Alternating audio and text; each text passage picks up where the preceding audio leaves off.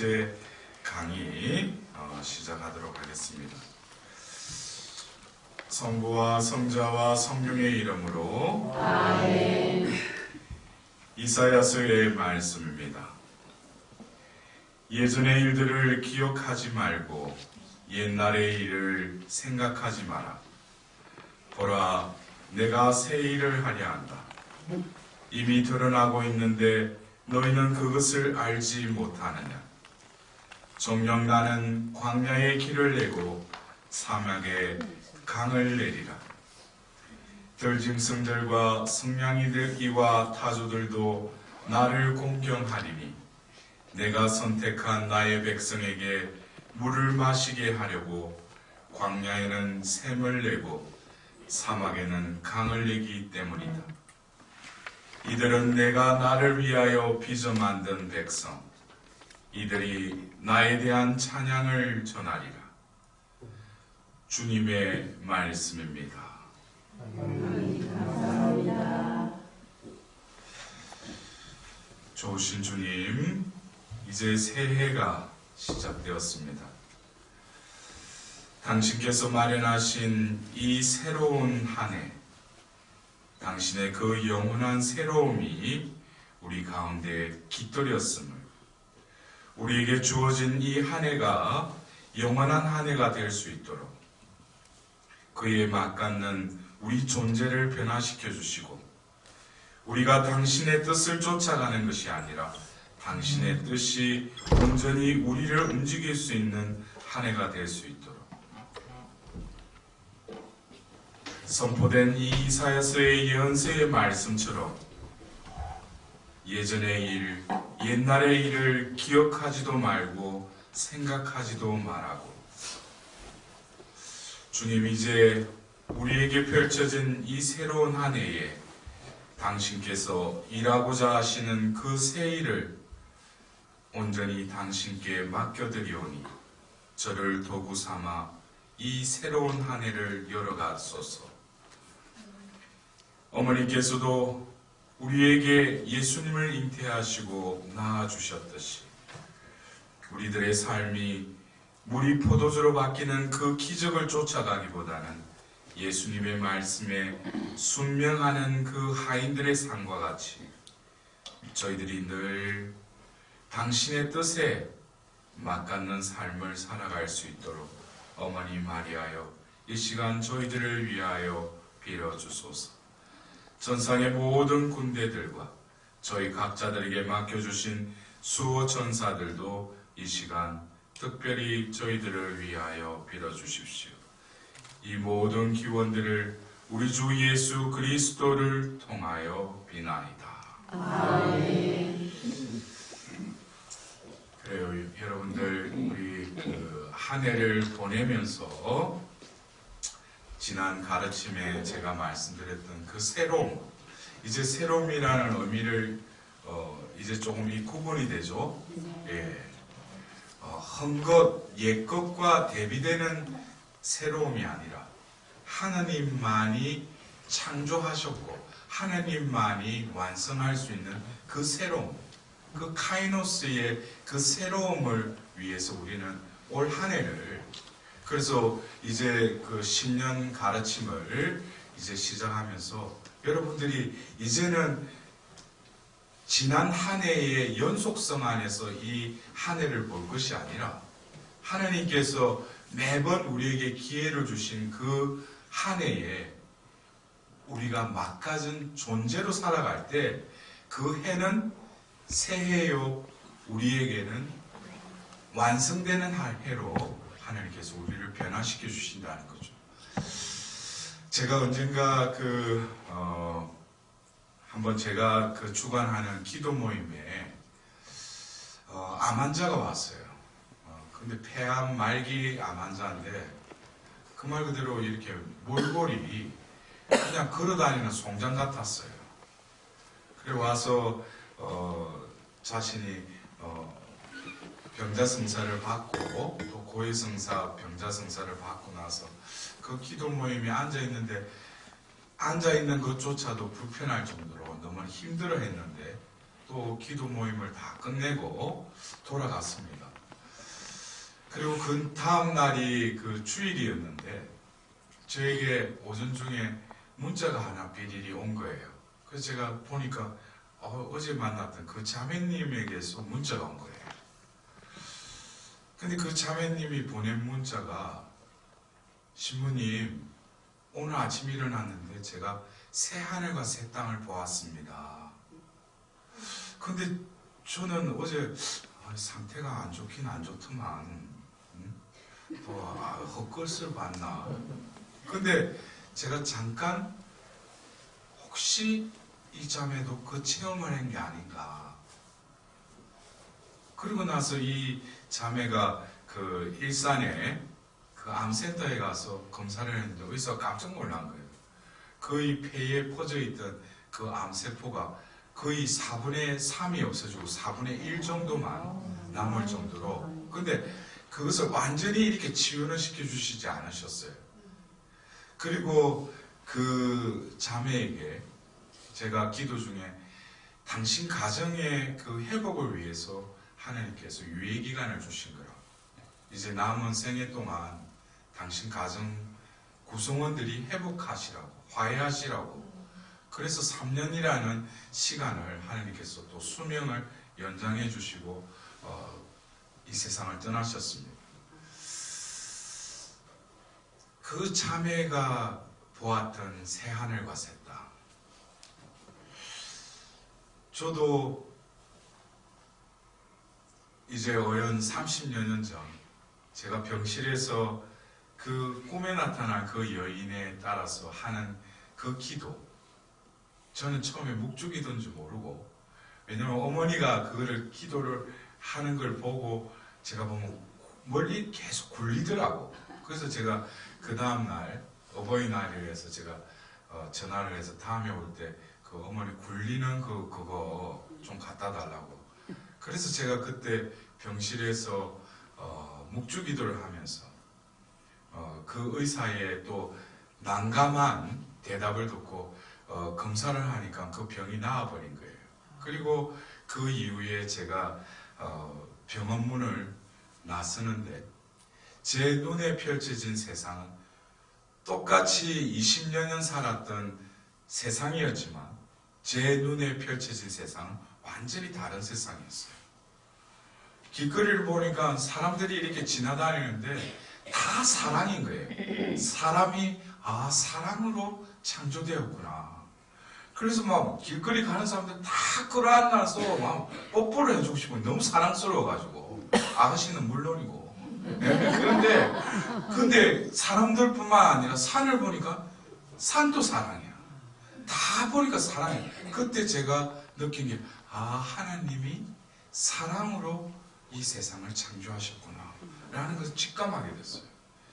그 이후에 생각지도 못했던, 꿈에도 꾸지 못했던 제가 하나님의 부르심을 받고 오늘까지 하나님께 저를 이끌어 주시는데, 저는 특별히 하나님께서 저에게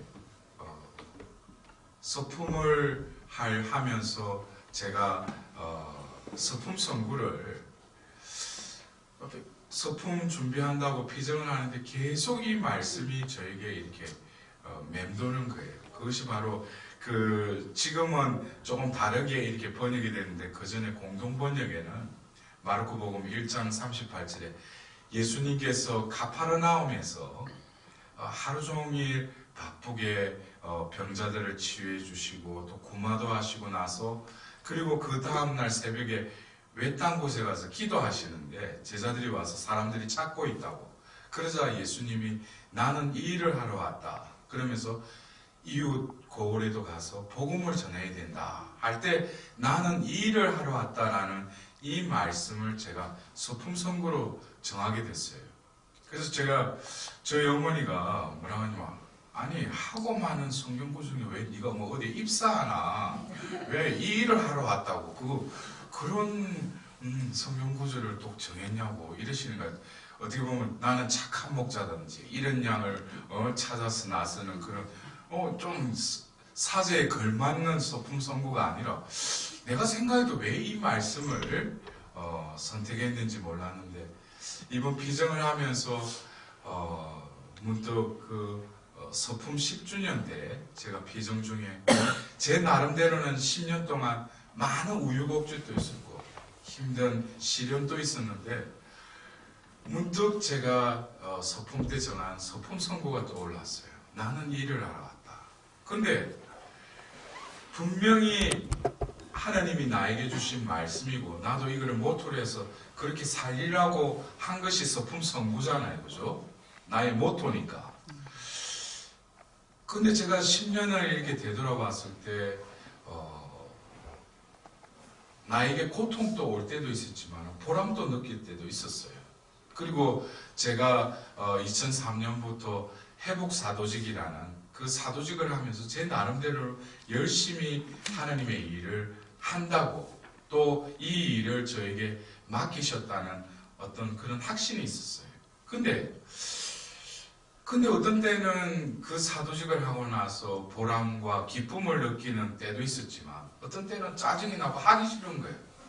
그래서 제가 서품 10주년을 맞이하면서 제가 왜 그럴까? 왜 그런 현상들이 나타났을까? 라고 묵상을 해보니까 제가 사제 서품을 받고 10년 동안 그 나를 난주하란 거예요. 나는 이 일을 하러 왔다라고 하는 그 나가 난주하였다고요. 그래서 제가 제 나름대로 열심히 그 일을 하나님이 나에게 소품을 주시고 또 사제로서의 주신 그 사모, 그 사도직을 열심히 했다는 거죠. 그 일을. 근데 그 피정 동안에 문득 이 나가 난가. 그러면서 나는 이 일을 하러 왔다라는 그 나는 바로 2000년 전 그 가파르나움에서 그 새벽에 그 찾아온 제자들에게 말씀하신 그 화자는 바로 누구예요? 예수님이에요. 그래서 제가 나를 사제로 또 이 일을 맡기신 것은 예수님이시지만 그 나가 아니라 예수님이 그 일을 하시도록 나를 대신해서 그분이 일을 하시게끔 해야 되겠구나라는 깨달음이 온 거예요. 그래서 10년차를 넘으면서 저에게 있어서 이제는 내가 아니라 바로 또 다른 나인 예수님이 이 일을 하시도록 그러면서 어떤 패러다임, 인생 지도가 바뀌게 된 거예요. 그러니까 삶의 한결도 가벼워졌어요.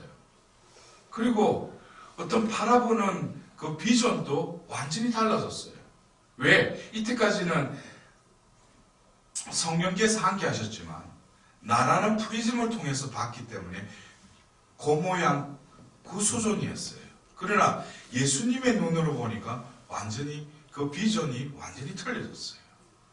그래서 나타나엘에게 너희들 중에 들으는 더 큰 일도 보게 될 것이다라는 그 말을 제가 깨닫게 된 거예요. 우리가 이 새해를 맞이해서 제가 지난 가르침 때도 말씀드렸듯이 우리에게 이 새해는 영원한 새해가 펼쳐졌다는 거예요. 그렇다면은 여러분들이 이번 또 제가 이 10년을 한국에서 가장 먼저 이 해가 뜨는 이 간절곳에서 이 새 예루살렘 공동체에서 제가 이 새해를 또 맞이했는데 또 뜻깊은 것 같아요. 여러분들 그래요. 제가 왕 신부님이 이곳을 창설하시고 이 지내는 그 초창기 때 제가 신부님과 함께 아침에 성물들을 바치면서 청혼기도를 바치고 뒤에 자유기도를 할 때 제가 이런 기도가 나왔어요. 주님, 이곳이 새 예루살렘에 합당한 인간들이 모이게 하소서 그랬어요. 여러분들 그래요? 여러분들은 그냥 이름만 새 예루살렘 공동체가 아니라 하나님께서는 이곳을 세우시고 이곳에 모인 이들은 자기가 부정을 하든 알지 못하든 이곳에 하나님이 모으신 사람들은 이미 뭐예요? 새 예루살렘에 합당한 자는 뭐겠어요? 새 이스라엘이야지 새 예루살렘에 들어올 수 있잖아. 예? 여러분들 그래요. 어느 기관에 그 사람이 어떤 소속되어 있다면 그게 걸맞는 그 어떤 건물에 또 그 곳이 하는 그것에 걸맞는 삶을 살아야지, 응? 그 건물에 소속된 거 아니겠어요? 그러면은 내가 이번에 신년을 맞이해서 여러분들이 이 새 예루살렘 공동체에 여러분들이 오늘 발길을 옮겼지만 하나님께서 이렇게 이끄셨어요. 그래서 우리 아까 보니까 뭐 뭐라고 그랬어요? 바퀴가 아니고 뭐라고 그랬어요? 예? 동글베이? 예? 저도 경상도 사람이지만 또 그런 사투리 또 처음 듣네. 예. 근데 여러분들 볼 때는 그냥 내비를 뭐 잘 몰라서 5바퀴 돌고 그게 자기 인생이에요. 근데 또 이곳을 찾아왔잖아. 새 예루살렘. 여러분들 결국 이 성경에 제일 마지막에 21장 22장에 바로 새 예루살렘에 대해서 이 성경은 적고 있어요. 결국 구약에 그 다윗이 차지했던 그 예루살렘, 그 시온의 성이 있고 그 하나님의 도성이 있었던 그 예루살렘. 그러나 신약에 예수님이 바로 예루살렘에서 십자가를 지고 십자가에 못 박혀 돌아가시죠. 결국 예수님께서 그 예루살렘, 하나님의 거처인 그곳을 다시금 정화시키기 위해서 예루살렘으로 입성하신 것이죠. 바오로 사도가 그 고린도 이서에서도 말했듯이 여러분은 살아있는 성령의 성전입니다 그랬어요. 이제는 구약의 그 건물의 성전이 아니라 신약의 살아있는 이 하나님의 그 존재들이 뭐예요? 바로 하나님의 살아있는 성전이라는 거예요. 그래서 바오로 사도가 고린도인들에게 쓴 편지에도 불륜의 문제, 이 문제에 대해서 언급을 하면서 바로 여러분들의 몸은 이미 예수님의 속죄함으로 여러분들 것이 아니라고. 그리고 여러분들은 바로 뭐예요? 바로 살아있는 성령의 성전이라고 해요. 그러니까 나를 보고 나는 이러는데 나는 엄밀히 따지면은 내가 아니죠. 왜? 내가 나라고 할 수 있는 것은 모세의 떨기나무에서 나는 곧 나다라고 하신 하느님만은 나는 곧 나다라고 할 수 있어요. 근데 우리는 와서 나라는 표현을 아주 스스럼없이 하는데 나는 곧 나라고 생각하는 그 자체가 뭐예요? 그게 착각이에요. 왜? 내가 진정 나라는 존재됨으로 살아가려면 시작도 끝도 나로 인해서 다 자유자재로 시작했으면 끝도 자기가 맺을 수 있을 때 나를 나라고 할 수 있어요. 그러나 우리는 나라는 존재가 내가 자존하고 싶다 해서 나가 살아갈 수 있어요? 그때에 땡땡월, 땡땡년, 땡땡월, 땡땡일이 뭐예요? 이 세상에 그냥 태어났잖아요. 여러분들 그래요. 여러분들이 우리 좀 팔자가 보면 20세기, 21세기 두 세기를 걸쳐서 사는데 여러분들 생년월일이 뭐와 연관되어 있어요? 우리가 1900 땡땡년에 태어났잖아요, 다들. 바로 태어날 때부터 누구와 연관되어 있어요?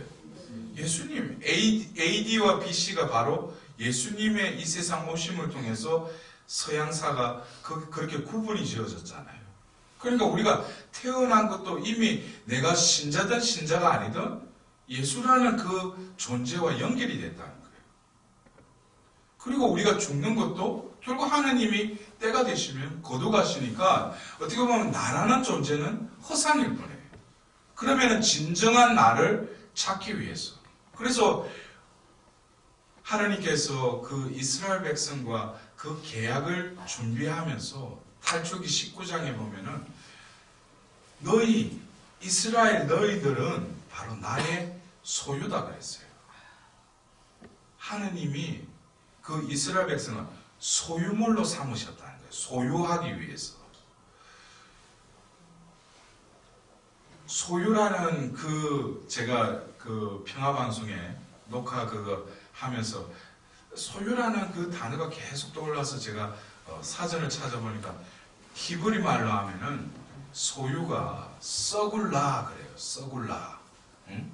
그런데 제가 보니까 하나님은 나를 당신의 소유로 삼고 싶으시는데 나는 썩을 놈으로 사는 거예요. 하나님은 나를 어떻게든지 더 행복하고 더 잘 살게 하시려고 당신의 소유만 되면은 우리의 길은 뭐예요? 탁 트이는데도 나는 끝까지 그분의 소유가 안 되려고 하는 거예요. 발버둥 치는 거예요. 왜? 착각하고 있으니까 나라는 존재를 난 줄 알아요. 내 것인 줄 안다고. 그러니까 인생은 뭐예요? 내 인생이라고 생각해요. 여기서부터 착각이 뭐예요? 점점 이게 퍼져버리고, 그러니까 자기 삶을 자기가 감당을 못하니까 뭐예요? 어휴, 힘들다 그래. 사는 게 힘들다 그래. 그래서 제가 어떤 때는 우리 신자분이 와서 그래요. 신부님 요즘 너무 살기 힘들어요. 그래서 제가 그래요. 아이고, 성령이 어떻게 외출하시냐고 그래. 못 알아들어. 응? 근데 오늘 중간에 보면 막 방글방글하고 와서 그래서 어떻게 출타했던 성령께서 다시 들으셨냐. 근데 못 알아들어. 근데 그래요.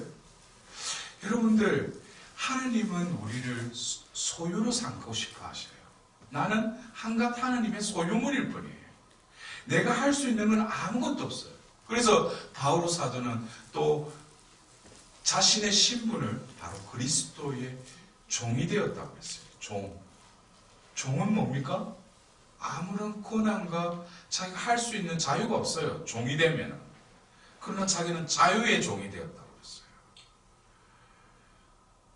제가 지금 계신 우리 왕신부님하고 제가 그때 한번 미주 지역에서 그 캐나다 북미 그 성명세신 봉사자들하고 같이 비전을 하는데 같이 참석을 해서 제가 그때 신학생인데 그때 파견미사를 할 때 제2 독서가 바로 필리피스였어요. 거기에 이런 말이 있었습니다. 예수 그리스도를 위해 살다가 감옥에 갇힌 나 바오로가 이 편지를 씁니다. 그랬어요. 근데 그 말씀을 제가 듣는 순간에 눈물이 하염없이 흘렀어요. 바오로 사도는 지금 필리피서 바로 감옥에 갇혀서 이 편지를 쓴다는 거예요. 그러나 그 말씀을, 그 편지를 쓰고 있는 그 바오로 사도의 그 영혼은 아주 자유로움을 느꼈어요. 근데 반면에 나는 창살이 없는, 어떻게 보면 이 세상의 자유로움 속에서 내가 노출되어 있다고 생각했지만 저는 보이지 않는 내 자아의 그 감옥에 갇혀 있었던 거예요. 내 때문에 내가 살려고 내 것을 주장하기 위해서 살아간 거예요. 그 속박된 그 나라는 감옥 속에 갇혀있는 나의 존재를 바라보면서 하염없이 눈물이 흘린 거예요. 어떻게 보면은 우리가 영성생활, 예수님을 따른다, 또 성령 충만의 삶을 산다, 결국에는 가장 가까이 있는 적은 바로 나라는 존재예요. 여러분들 그래요. 여러분들 주위에 있는 남편, 자식, 아내, 그게 적이 아니에요. 내 안에 적이 있어요. 그거는 에고라는 원죄에 물들어서 나 중심이 되어버린 나하고의 싸움이 바로 신앙 싸움이에요. 결국 나가 중심이 되어서 살아가면 결국 뭐예요? 육적인 열매를 맺을 수밖에 없죠. 그러나 나가 바로 예수 그리스도의 십자가에 함께 못 박혀 죽으면 어떻게 돼요? 하나님께서는 다시금 나를 부활시키셔서 새 인간으로 나를 재생산하신다는 거예요. 거듭 태어나게 하신다는 거예요. 그래서 우리가 요한복음 4장을 보면은 그 최고의 인테리어였던 니코데모가 와서 예수님이 니코데모에 그래서 물과 성령으로 새로 나지 않으면 하늘나라에 들어가지 못한다. 그러나 니코데모는 그 말을 이해했어요? 이해를 못한 거죠. 어떻게 다 큰 사람이 어머니 뱃속에 다시 들어갈 수 있냐. 이 사람은 육적으로 영적인 말을 알아듣던 거예요. 그러면서 바람이 풀어가는 걸 봐라. 성령으로 새로 난 사람들도 저렇게 산다. 우리가 사도행전 바로 사울이 부름받기 전 바로 그 전장인 8장을 보면은 똑같은 우리와 똑같은 인간인데 SF 소설과 같은 그런 기절들이 있어요. 거기에 7부제 중에 한 사람이 필리포스의 얘기가 나와요. 필리포스가 어느 날 천사가 어디로 가라고 그래요. 근데 그 말을 알아듣고 또 움직여서 그쪽으로 가요. 그러자 어떻게 돼요? 그곳에 이디오피아 내신 칸다케가 있었죠. 그래서 더 가까이 다가가라고 그래요. 그리고 그 말을 해석해주고 나서 물가로 가서 그에게 세례를 베풀어요. 그리고 이어서 뭐예요? 성령께서 그를 낚아챘다고 그랬어요. 그러자 그 필리포스가 아스토스에 나타나서 복음을 전하였다라고 성경은 전하고 있어요. 여러분들 똑같은 이 인간이라는 존재인데 이 존재는 하나님의 말씀, 천사의 그 이끄심에 순응한다는 거예요. 그리고 그것을 행하고 나서 뭐예요? 또 어디론가 하나님이 원하는 곳으로 또 이끌림을 받는다는 거예요. 나라는 존재는 어떻습니까? 결국 나라는 이 에고라는 이 질량, 무게 때문에 뭐예요? 아무리 태풍이 쳐도 나는 움직이지 않아요. 그래놓고 어디 많이 쫓아다녀요. 결국은 나의 문제예요. 저는 제가 서두에 말씀드린 그 말기 암 환자가 왜 새하늘과 새 땅을 보았다고 그렇게 체험을 했을까요? 결국 그분은 끝까지 간 거예요. 죽어도 여한이 없는 거예요. 왜? 자기 몸에 보면 암세포가 다 퍼졌으니까. 모든 거 포기한 거예요. 그리고 그 첫날 와서 저에게 병자승사를 받고 하나님께 또 온전히 자신을 그냥 내어드린 거예요. 근데 그 다음날 새하늘 새 땅을 본 거예요. 여러분들 우리가 그래요.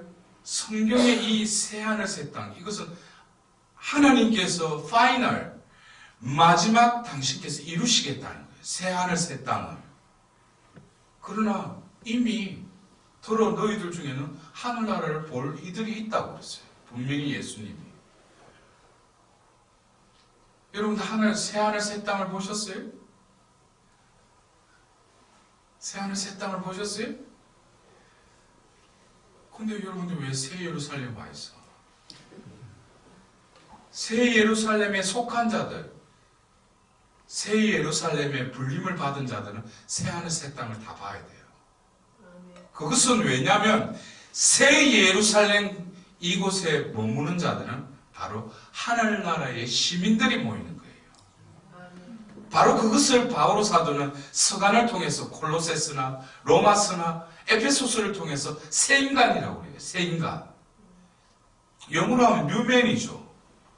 그러나 제가 일 가르칠 때도 말씀드렸지만 그 새는 바로 네오스가 아니라 카이노스예요. 그래서 우리는 이 에페소서의 그 말씀을 보면은 바오로 사도가 옛 인간에 대해서도 이야기를 해요. 근데 에페소서 4장 22절에 보면 지난날의 생활 방식에 젖어 사람을 속이는 욕망으로 멸망해가는 옛 인간을 벗어버리고 그랬어요. 옛 인간의 정의를 이 한 줄에 뭐라 하냐면 지난날의 생활 방식에 젖어 사람을 속이는 욕망으로 멸망해 간다고 그랬어요. 옛 인간이. 지난날에 얽매여 있다는 거예요. 그것에 사로잡혀 있다는 거예요. 그것은 한편으로 보면은 자기의 패턴대로 산다는 거예요. 그래서 제가 제가 보면 곳곳에 이렇게 가다가 연속으로 제가 그곳에 또 가잖아요. 그러면은 신기한 게 그 신자가 몇 개월 후 아니면 몇 년 후에 갔는데도 그 자리에 똑같이 앉아 있어. 여러분들 보셔요. 성당에 보면 자기 자리가 다 있어. 어느 날 보면 주일미사 딱 가는데 그 자리에 누가 딴 사람 앉으면 그때부터 분심이 드는 거야. 우리가 얼마나 고착되어 있는지 몰라요. 그래서 우리는 습관이라고 해서 또 뭐 말하지만은 우리도 모르게 어떤 자기가 만드는 틀 속에 자기가 갇혀버린다. 여러분들 그래요. 한번 딴 자리에 앉으면 또 신부님이 미사 드린 모습이 또 다르게 느껴져요. 매번 뒤쪽에 앉아있으면 그래서 어떤 때는 우리가 그래서 미사 보러 갔다 왔다 그러잖아. 그건 아주 정확한 표현이야. 가가지고 미사 보고 온 거예요. 오늘 신부님이 어떤 제의를 입고 왔는지 그냥 보고 온 것이. Go to the movie. 영화관 보고 온 거야. Go to movie를 해야지. 영화를 보고 와야지. 그래서 우리는 어떤 부분에 있어서는 이 바오로 사도가 정의 내린 이 옛 인간을 벗어버리고 그 다음에 24절에 뭐냐면 진리의 의로움과 거룩함 속에서 하나님의 모습에 따라 창조된 새 인간을 입어야 한다는 것입니다. 그랬어요. 여기서 새 인간은 뭡니까? 진리의 의로움과 거룩함 속에서 하나님의 모습에 따라 창조된 새 인간이라는 거예요. 하나님 모습대로 창조되었다는 거예요. 하나님 모습대로 창조되었다. 그러면 우리가 창세기 1장과 2장에 보면은 1장 26절은 뭐예요? 하나님이 이르죠. 마지막 날 우리와 비슷한, 우리와 닮은 존재를 만들자 하면서 사람을 창조하지 않습니까? 이게 어떤 형상적인 차원에서 인간을 묘사하고 있다면 창세기 2장 7절에는 바로 뭐예요? 먼지로 빚은 그 존재의 코에 숨을 불어넣으니 피로써 뭐가 됐다 했어요? 생명체가 되었다고 했어요. 우리가 그래요. 겉으로 모양만 저거 사람이다 그 형상만 가지고는 그 사람이 아니에요. 분명히 성경에는 창세기 2장 7절에 뭐예요? 피로써 생명체가 되어요. 생명체가 뭐예요? 살아있는 존재가 되었다는 거예요. 뭐로 인해서? 바로 그 먼지에 그 코에 뭘 불어넣었어요? 숨을 불어넣었다는 거예요. 여러분들 제가 지난 시간에黙示록 21장 3절에 이제는 하나님의 거처가 여러분 가운데 있다고 그랬죠. 하나님의 거처는 밖에 있는 게 아니에요. 바로 하느님은 다른 존재와는 탁월하게 인간은 월등하게 창조하셨어요. 왜냐? 다른 존재는 말씀이 뱉어지면서 말씀이 스며들어갔다면 우리 존재는 인간이라는 존재는 하나님의 숨, 하나님의 생명이 담아주셨어요. 담아주셨다고. 그거는 뭐예요? 머무시는 존재가 인간이라는 거예요. 이거는 다른 피조물과는 현격한 차등을 주셨어요. 그래서 우리는 그거를 교리 배우면서 하나님의 모상이라고 그러지 않습니까? 모상. 그래서 이 바오로 사도가 이 에베소서 4장 24절에도 뭐예요? 진리의 의로움과 거룩함 속에서 하나님의 모습에 따라 창조된 새 인간을 입어야 한다는 것입니다. 그랬어요. 그러면 우리가 이 새해, 이 새로운 한 해에 하나님은 우리가 이 한 해를 마련해 주셨다면 우리의 존재를 이 새해를 맞이하게끔 하나님이 우리를 어떻게 하시겠다는 거예요? 새 인간으로 변화시키겠다는 거예요. 이해가 되셔요? 새해에 걸맞는 삶을 살려면은 우리가 새로운 피조물이 되어야 된다는 거예요. 그럴 때 새해를 맞이하고 새해를 살 수 있는 거죠. 응? 여러분들 이거 철학적인 의미가 아니에요. 성경에 이렇게 나와 있어요. 그렇다면은 성경에서 이 에페소서 4장 22절에 옛 인간을 벗어버리고 24절에 새 인간을 입어야 한다는 것입니다 하면서 그 중간절인 23절에 그러면은 옛 인간을 벗어버리고 새 인간을 입는 것이, 그러면은 또 우리가 착각에 빠져. 아, 내가 이제 그래서 우리 피정 끝날 때 그래서 주님 이 피정도만 베풀으신 모든 은총에 감사합니다. 그것까지 참 좋아. 근데 왜 파견미사 때 자기가 나가서 이제 열심히 살아보겠대. 여러분들도 그런 결심 해보셨죠? 피정 때는 그거 제정신이 아니지. 그러니까 하나님께서 은총이 섬에 들어오는 거야. 그러니까 또 제정신이 아니니까 또 근데 이제 파견미사 때 뭐예요? 이제 좀 제정신이 돌아오는 거야. 그러니까 뭐예요? 또 자기가 나가서 열심히 살겠대. 그게 됩니까? 자기가 열심히 살겠대. 어떤 경우는 그래. 고위성사 와서 잘 고백을 다 했어. 그리고 마지막에 뭐라고 딱 토를 하냐면 이제 이 죄를 짓지 않도록 내가 노력하겠대. 근데 여러분들 아이고 어떤 가상하잖아. 자기가 죄를 짓지 않도록 노력하겠다고 그러는데, 근데 그것도 또 악의 유혹에 넘어갈 또 끈화풀이를 주는 거예요. 죄는 내가 짓지 않는다고 해서 안 지을 수 있는 게 아니죠. 그 죄 뒤에는 뭐였어? 악이 있잖아. 내가 악과 맞부딪힐 수 있어요? 악과 맞부딪혀봤자 100점 100배야. 그러니까 우리도 모르게 뭐예요? 나로 살아왔으니까, 내가 주체로 살았으니까 내가 열심히 살고 내가 죄 안 짓고 나가 다 들어가. 근데 그게 어떻게 보면 악순환의 고리의 그 핵심에 있다는 거예요. 그렇다면은 바로 이 에베소서 4장 22절에서 옛 인간을 벗어버리고 24절에 새 인간을 입는 그 중간절에 뭐라고 나냐면 여러분의 영과 마음이 새로워져. 이것도 그래요. 영과 마음이 새로워져. 그러니까 내가 내 영을, 내 마음을 새롭게 해야지. 우리 그리스도교가 무슨 자력갱생하는 곳이에요. 여러분들 어떤 때 그래요. 내가 이제 새롭게 살겠대. 내가 거듭 태어나서 내가 이제 새로운 마음으로 살겠대. 근데 그거는 꼭 종교에만 해당되는 게 아니에요. 정치인들도 그래. 내가 이제 새롭게 한번 하겠다는 거예요. 내가 거듭 태어나겠대. 근데 중요한 것은 뭐냐면 무엇에 의해서 새롭게 거듭 태어났느냐 이거예요. 내 의지로, 내 계심으로 해가지고 내가 새롭게 산다. 그거는 백발백중 뭐예요? 도루묵이에요. 해봤자 안 돼요. 그러나 여러분들, 옛 인간이라는 존재에서 새 인간으로 건너가는 그 파스쿠아, 건너가는 그것을 여러분의 영과 마음이 새로워져 그랬어요. 그러면은 하나님은 이 여러분의 영과 마음을 어떻게 새롭게 하는가? 특히 우리가 그렇잖아요. 이 새로운 한 해를 살아가는데 여러분들도 안 그래요? 내 존재가 바뀌고 싶죠?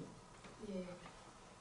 한 분만 그래요. 여러분 바뀌고 싶어요? 네. 다시 그러면 여러분들 올 한 해가 변화에 대한 삶을 원해요? 네.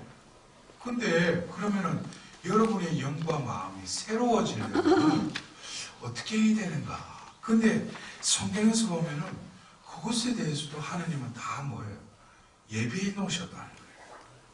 여러분들, 하나님이 우리가 성부, 성자, 성령으로 계시된 이 성경의 말씀을 통해서 우리가 알아듣는 것은 뭡니까?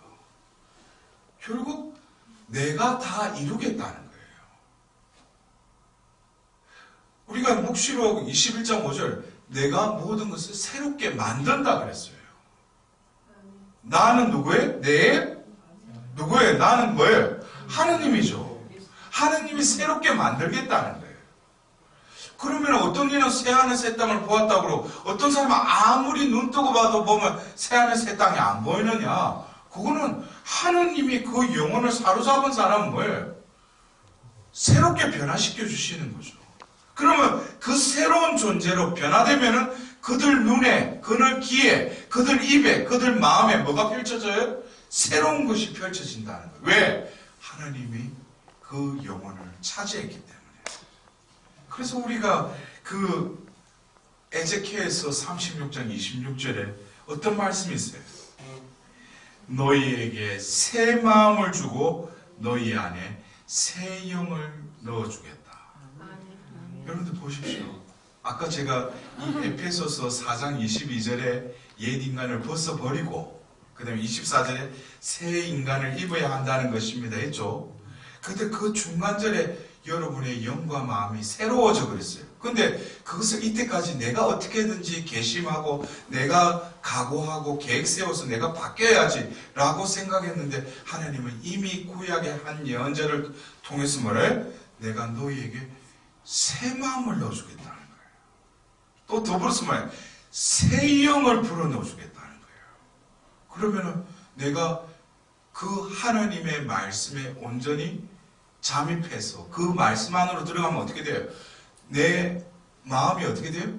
어느새 새 마음이 되는 거예요. 그리고 새 영을 받으면 어떻게 돼요? 내 존재가 내가 바꾸려고 하는 것이 아니라 그냥 변화돼 버리는 거예요. 여러분들 그래 되고 싶어요? 네. 예? 그렇게 안 바뀌어진다고요? 바뀌어주셨어요? 허락하시면. 근데 아직까지 좀 갈 길이 머네. 네. 그럴 때일수록 하느님 모든 것을 당신께 봉헌드립니다. 거기에 자꾸 나가 들어가면 안 돼요. 나라는 존재는 원래 없어요. 이 자리에도 진정 우리가 그 묵시록 21장 3절이 이루어지면은 우리가 이게 수십 명이 앉아 있는데도 그냥 눈에는 이 개체들이 앉아 있지만 이 자리에는 한 분밖에 계시지 않으셔요. 하느님만이 이 자리에 계신다고요. 우리가 묵시록에 보면은 우리가 보면 아무개, 김아붕개라고 이름들이 다 있잖아. 그거 다 가짜 이름이야. 우리가 그 묵시록의 14장에 보면 우리 이마팍에 뭐가 적혀 있다 했어요? 아버지와 어린 양의 이름이 적혀 있다고 그랬어요. 왜? 하나님이 우리를 간택했기 때문에. 내 거라는 거예요, 하나님이. 그래서 우리가 인간이 할 수 있는 아주 하나님께 기뻐하시는 게 뭐라고 했어요? 기뻐하는 예배가 뭐라고 했어요? 로마서 12장 1절에 여러분을 산 제물로 하나님께 바치십시오 그랬어요. 그냥 바치라는 거예요. 이삭을 바쳐라 해서 아브라함이 주저했어요? 바로 바쳐버리려고 그 아들을 묶어가지고 어떻게 돌 제단 위에서 돌칼로 찌르려고 하는데 뭐예요? 아브라함아 그 아이에게 손을 떼라 그러죠. 그러면서 야훼 일에 이미 주님께서 마련해 주신다. 우리가 이 새해를 시작하면서 여러분들 그래요. 송년 가르침을 통해서 우리는 이 새해라는 것은 하나님께서 이미 예비하신 그것은 이미 이루어졌어요. 그러나 우리가 눈이 뜨이지 않고 귀가 열리지 않으니까 보지도 못하고 듣지도 못하니까 그냥 예태, 새해인 줄 그렇게 알아들은 거예요. 그러나 하나님은 우리에게 다시금 기회를 주시는 거예요. 올해는 어떻게? 하나님이 우리에게 새 일을 시작하겠다는 거예요. 그러면은 새 일을 하고 또 새하늘 새 땅을 바라보려면 어떻게 돼? 내 존재가 바뀌어야 된다는 거예요. 근데 내 존재를 자력으로 내가 바꾸느냐? 그건 아니라는 거예요. 그리스도교에서 말하는 이 변화는 주체가 누가 변화시켜 주겠다는 거예요. 하나님이 몸소 변화시켜 주시겠다는 거예요.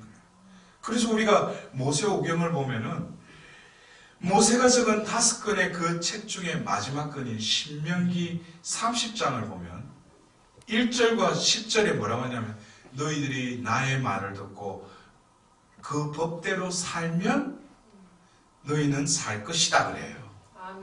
근데 여기서 보면은 조건부야. 너희들이 말씀대로 그 계명을 지키면 너희는 잘 될 것이다 그랬어요. 여기서 보면은 if예요, if. 뭐뭐 하면 뭐뭐 할 것이다. 근데 바로 신명기 30장 6절에 보면은 내가 너희들의 마음에 할례를 베풀어서 너희들이 마음을 다하고 생각을 다하고 네 힘을 다해서 하느님을 사랑하게 해주겠다고 그랬어요. 이 한 구절 이것이 어디로 이어져요? 바로 예레미야서 31장 31절에 내가 이제 너희와 새 계약을 맺겠다 그래요. 새 계약. 응? 새 계약은 그 전에 시나이산에서 맺었던 계약과는 다르다 그랬어요. 너희들 정신에 내 법을 넣어주고 내 법을 새겨주겠다 그랬어요. 그리고 더불어서 바로 유배 시기에 말씀받은 그 에zeki엘이 바로 제가 봉독해드린 너희에게 새 마음을 넣어주고 새 영을 넣어주겠다는 거예요. 아멘. 저는 어쩌면 우리 교회 안에서 그 회복사도직이라는 아직까지 좀 생소하지만 지금 세계 곳곳에서 하나님의 나라가 도래하는 것을 준비시키는 그 준비시키는 회복, 우리가 서울에 제가 거기에도 보면 뭐 회복 축제 뭐 해가 하는데 그 회복에 갔다 온 사람들 보면 그 회복의 의미를 어떻게 알아듣냐면 현세적인 것의 회복인 줄 알아요. 병의 회복, 그 다음에 자기 가정의 회복, 그 다음에 어떤 현세적인 회복만을 회복이라고 그래요. 근데 저는 제가 알아들은 회복은 그 회복이 아니에요. 하나님은 바로 나의 존재를 당신 것이니까 당신의 존재를 회복시키겠다는 거예요. 이것이 결국 성경에서 말하는 흐름이에요. 그러면 결국 창세기 1장에 당신의 모습대로 창조한 그 인간을 하나님께서 회복시키는데 어떻게 회복시키는가? 그것이 어디에 나와 있어요? 바로 성경의 마지막 권의 마지막 장의 마지막 기절의 앞절. 그래서 우리가 그 묵시록 마지막에 뭡니까? 묵시록 22장 20절에서 뭐라고 해요? 이 일들을 정하신 분께서 말씀하십니다. 그렇다 내가 곧 간다. 아멘 오십시오. 주 예수님. 이거로 성경이 끝을 맺어요. 여러분들 다들 아시죠? 아멘 오십시오. 주 예수님. 이게 성경에 바로 21절에는 뭐예요? 여러분들에게 주 예수 그리스도의 은총이 내리시길 바랍니다. 이거로 있지만 그거 빼고 바로 앞절에 뭐예요? 예수님이 뭐냐면 내가 곧 간다. 근데 뭐예요? 아멘 오십시오. 주 예수님. 이거로 성경이 끝난다는 거예요. 여러분들 이거를 어떻게 이해하셔요? 예수님이 가시는데 아멘 오십시오. 주 예수님으로 성경은 끝을 맺는다는 거예요. 우리가 처음과 끝은 통한다고 했죠. 처음에 하나님께서 하늘과 땅을 창조하셨다 그랬죠. 그런데 하나님은 이 세상을 새롭게 만드신다고 그랬어요. 그런데 마지막에 보면은 파이널로 마지막 엔드, 디 엔드 하는 그 기준이 뭐예요? 아멘 오십시오. 주 예수님하고 끝을 맺는다는 거예요. 하느님이 진정으로 이 세상을 회복하고 당신의 구원 사업을 완성하는 것은 다른 피조물들은 더불어 회복이 되는 거예요. 누굴 통해서? 바로 이 모상을 통해서 회복이 되는 거예요. 그러면 이 존재를 당신의 모상인 존재인 이 인간을 회복시키는 것은 어떻게 회복시킨다는 거예요? 바로 오시는 예수님을 맞아들이는 존재로 하나님께서 변화시키겠다는 거예요. 그래서 우리는 어쩌면 이 미사의 성체성사는 뭐예요? 아멘 오십시오. 주 예수님. 이거로 끝나는 거예요. 왜? 그리스도의 몸 아멘 하고 맞아들이는 거죠. 우리는 성경에 그 마지막 하나님께서 하시고자 하는 것을 바로 이 미사 성제를 통해서 우리 가운데 이루신다는 거예요. 내가 곧 간다? 그래서 예수님 사제가 하나님의 어린 양 세상의 죄를 없애시는 분이 이 성찬에 초대받는 복되도다 하자. 우리는 바로 백부장의 고백을 하잖아요. 한 말씀만 하소서 제 영혼이 곧 나으리다 그랬어요. 그리고 예수님이 내가 곧 간다? 아멘 오십시오. 주 예수님 아멘 하고 모시는 거예요. 그럼 거기서 뭐예요? 다 끝난 거예요. 여러분들 그래요. 우리가 어떤 사람 그래요. 내가 구원받을 수 없는가? 그 사람 왜 성체 모셨어요? 예수님이 우리의 구원자라고 고백했죠. 그 구원자가 우리 안에 들어오시겠다 해서 아멘하고 모셨잖아요. 그럼 모셨으면 내가 뭐예요? 구원받은 자가 되는 거죠. 구원자가 내 안에 오셨다면 내 존재가 구원받은 자가 아니고 뭐예요? 내가 구원받은 자답게 살아야죠. 우리는 너무나 진리는 아주 단순해요. 이미 교회를 통해서 하나님 뭐예요? 은총을 그냥 100%다 부어주셔요. 성사를 통해서, 말씀을 통해서, 교회의 가르침을 통해서 우리를 영생으로 이끌어 가신다는 거죠. 그렇다면 우리가 이 새해에 이 카이노스 새로움의 카이노스의 존재, 이 새 인간이 되려면 우리 존재가 할 수 있는 건 아무것도 없다는 거예요. 우리가 노력해야 될 것은 뭐예요? 바로 자신을 버리는 거, 자기를 부정하는 거, 자기를 포기하는 거, 하나님께 온전히 항복하는 거, 이것이 새해에 걸맞는 존재로서의 각오라는 거예요. 그럼 저 신부 보면 오늘 10년이라고 여기 와서 뭘 이루려고 왔는데 왜 자꾸 포기하라, 버리라, 항복하라, 부정하라. 여러분들, 이것을 제가 깨닫기에는 저도 많은 산전수전, 고전 다 해봤어요. 제가 어떻게 이거를 해볼까 하고 부딪히고 보면 부딪혔는데도 안 돼요. 뭐예요? 하나님 앞에서 두 손 두 발 다 들어야 돼요. 그리고 하나님 앞에 완전히 엎드려야 돼요. 내가 할 수 있는 건 아무것도 없으면 하나님 앞에 고백해야 돼요. 그때 비로소 뭐예요? 구원자라는 것은, 구원이라는 문제는 뭡니까? 타자가 와서 나를 구해줘야지 구원이 돼요. 내가 구원받을 수 없어요. 내 스스로는. 누군가가 와서 나를 건져줘야지 구원받는다는 거예요. 여러분들, 다시금 우리가 이 묵시록의 이 말씀, 성령과 신부가 오십시오 하고 말씀하신다. 이 말씀을 듣는 사람도 오십시오 하고 말하여라 그랬어요. 22장 17절에 성령과 신부가 오십시오 하고 말씀하신다 그랬어요. 성령과 그리스도의 신부인 교회가 오십시오 하고 말하자 어떻게 이어서 이 말씀을 듣는 사람도 오십시오 하고 말하여라 그랬어요. 여러분들, 우리가 그래요. 제가 이제 우리가 성탄 시기로 접어들었지만 바로 대림 시기. 왜 한 해를 대림 시기로 시작하는가? 그리고 왜 한 해를 그리스도랑 대축일로 끝을 맺는가? 결국 올 한 해도 내가 살려고 하는 그 악의 순환에서 깨닫지 못하면 또 올 한 해도 뭐겠어요? 내가 계획 세우고 내가 어떻게 하느냐 앞에서 내가 잘 살아보겠다고 그렇게 계획 세워요. 근데 대림 시기는 뭡니까?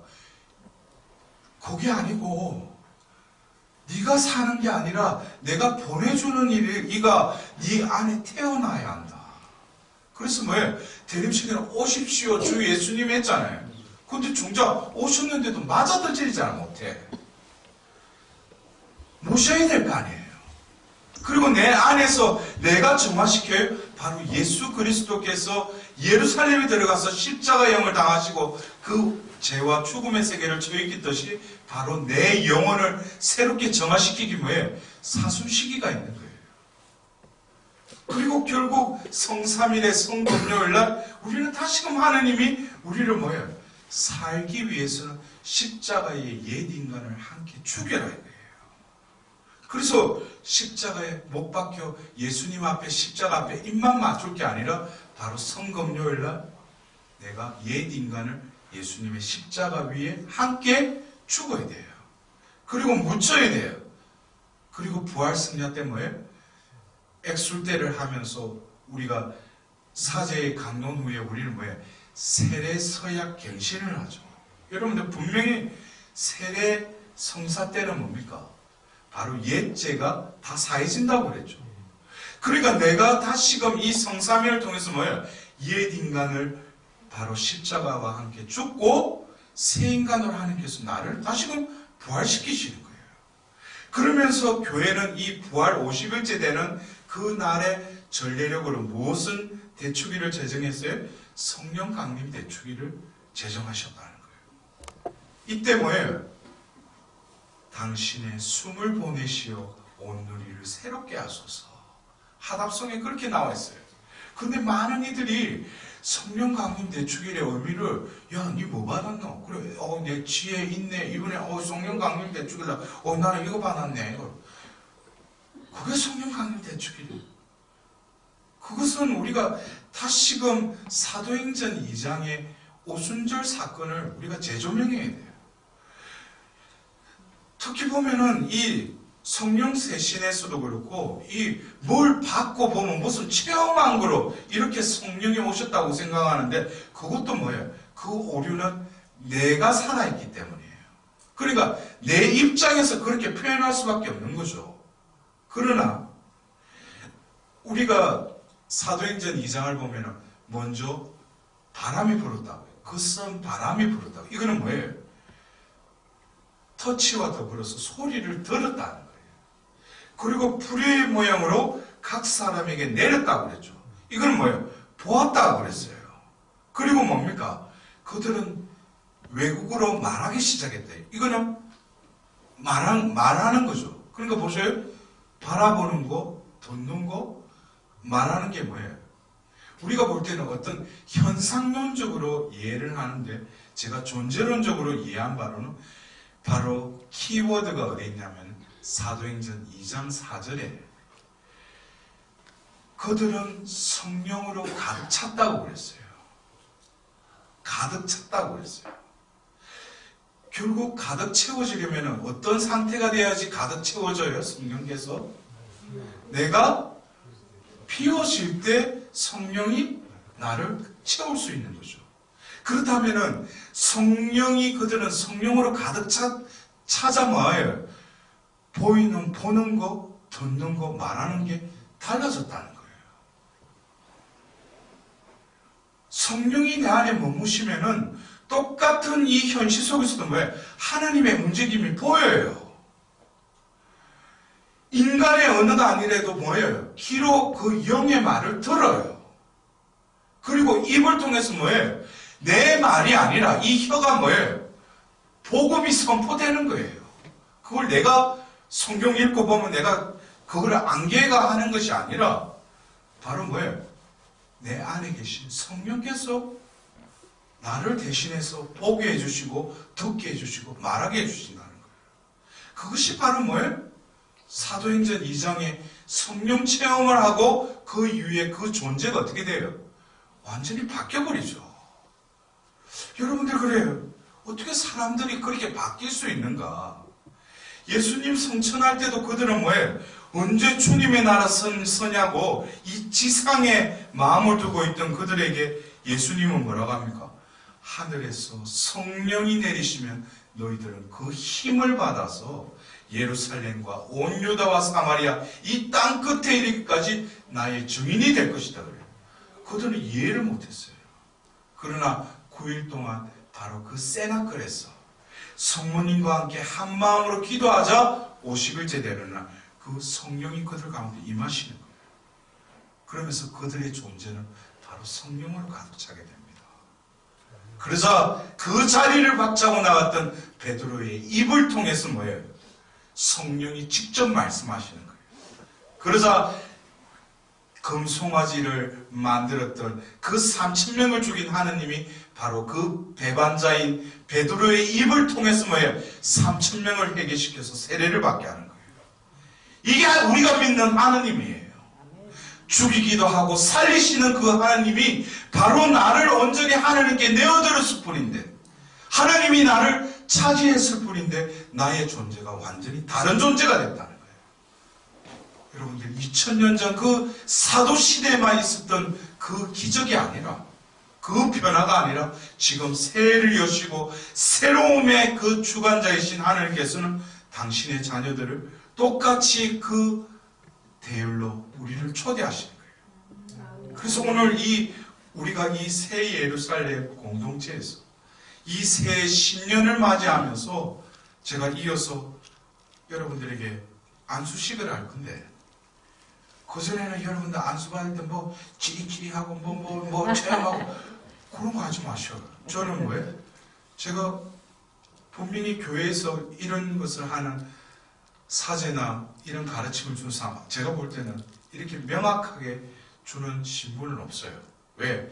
저에게 2007년도에 너가 가는 곳마다 내가 새 영을 부어주겠다. 그리고 그 이후에 한국뿐만 아니라 외국을 돌아다니면서 그들에게 새 영을 부어주는데, 그 전에 성령 세션에서 했던 성령 안수와는 다른 체험들을 하는 거예요. 그들의 존재를 영이 채우기 시작해요. 그리고 그 이후에 그들이 신부님, 나도 모르겠다고, 내가 바뀌었다고 한다고. 그전에는 내가 바뀌려고, 변화되려고 노력했다면은, 그것보다도 내 안에 성령이 내주하시고 성령의 이끄심에 민감하도록 훈련을 받고 그렇게 살려고 노력했던 영혼들이 뭐예요? 주위에 있는 사람들이, 야, 니 요즘 바뀌었다. 니 요즘 어디 병원 갔다 왔나? 얼굴이 왜 그래? 빛이 나고 예뻐졌대. 그래서 내가 특허를 내야 되겠구나. 새 영을 받으면 얼굴도 예뻐지고 보면 젊어지고. 응? 여러분들 올 이 새해에 새 영을 받읍시다. 여러분들 새 영이라는 이게 제가 그동안에 12년 동안에 한국뿐만 아니라 외국으로 돌아다니면서 새 영을 받으라 그러니까 신자들이 그러는, 아니 신부님께는 우리가 헌영을 받았으니까 왜 자꾸 새 영을 받으라. 근데 저는 부어준다고 해서 계속 새 영을 받으라는데, 그래서 왜 하필이면 새 영을 받으라고 하는가. 근데 제가 간단하게 그거를 비유로 제가 이렇게 깨닫게 됐어요. 제가 분명히 말씀드렸어요. 세례 성사를 받고 우리는 깨끗한 존재가 됐어요.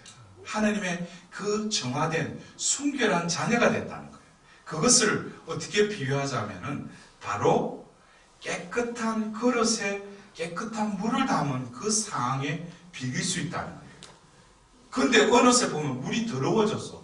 근데 그 물이 더러워진 게 아니라 그 물을 담고는 그릇을 깨끗이 씻지 않으니까 그 안에 먼지가 묻어가지고 그 물이 부정물이 돼버린 거예요.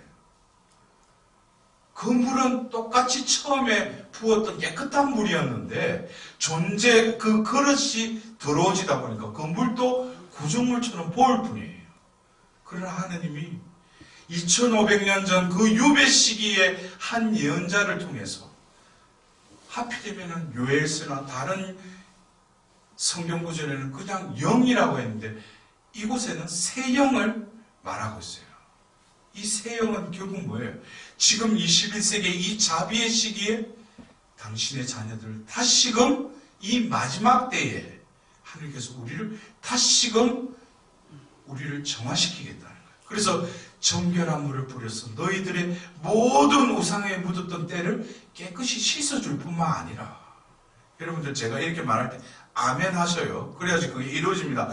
정결한 물을 뿌려서 모든 우상에 묻었던 때를 깨끗이 씻어주고, 돌과 같은 마음을 살과 같은 마음으로 바꿔주실 것이고,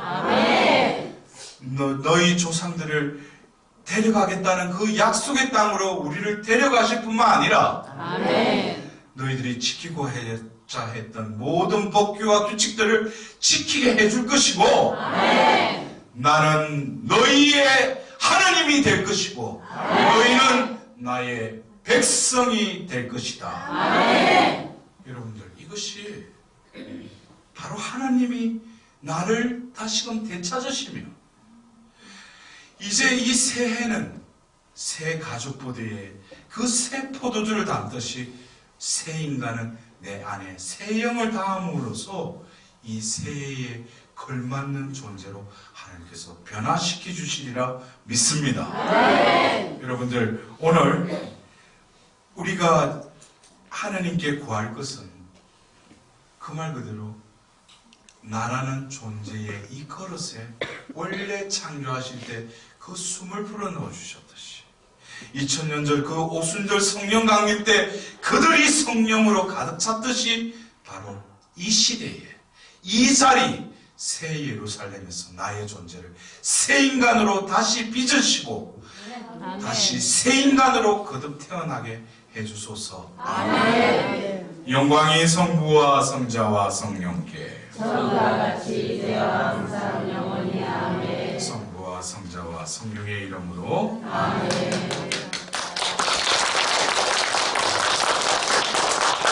그리고 지금